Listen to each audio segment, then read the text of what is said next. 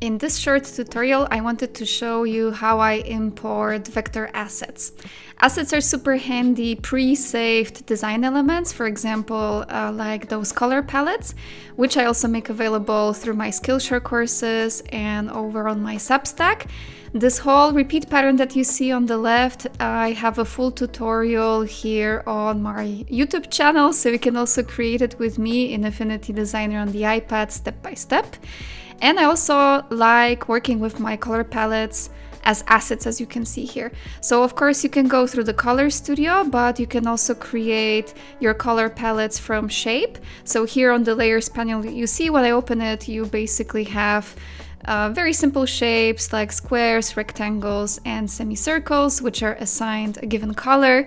And in this way, I can see that a color palette works well together. So the combination of color looks good, and I really like this way of working, so I wanted to show you how to import those as vector assets. Recoloring is very easy. You just go to the color studio and then you can use the eyedropper tool and use the vector assets, so this swatch that I created to recolor your artwork very fast.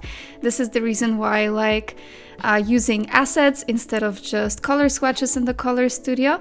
You can access them from the asset studio, which you find here to the right side.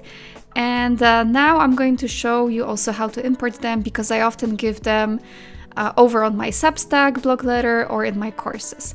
So first, Asset Studio, you click on this icon, and then we go to the hamburger menu, 3 vertical lines, and here you have a bunch of options, including import category.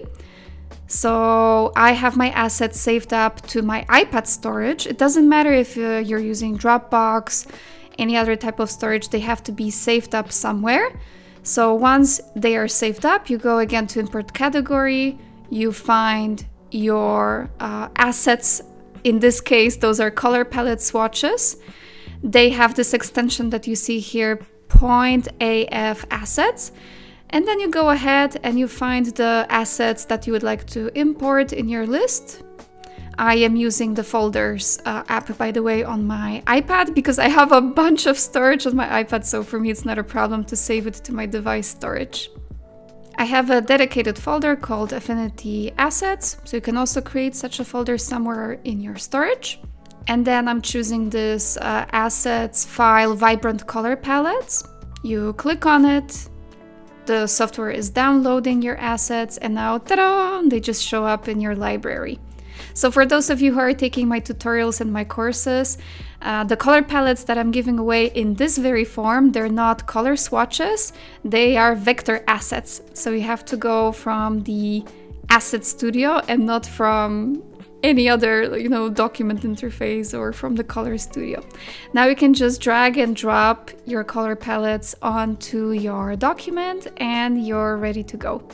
You can also directly click and either insert or delete your color palette. Unfortunately, on the iPad, you cannot reorder them once they are uploaded, so you can just delete and maybe re-upload them again. And they behave just like any vector elements, so you can resize them, scale them up or down, delete them, move them around without any quality loss. So this is super handy, and it makes my work very efficient. And that's how you import vector assets in Affinity Designer for the iPad. Make sure to follow me and subscribe to my channel for more quick tutorials. See you!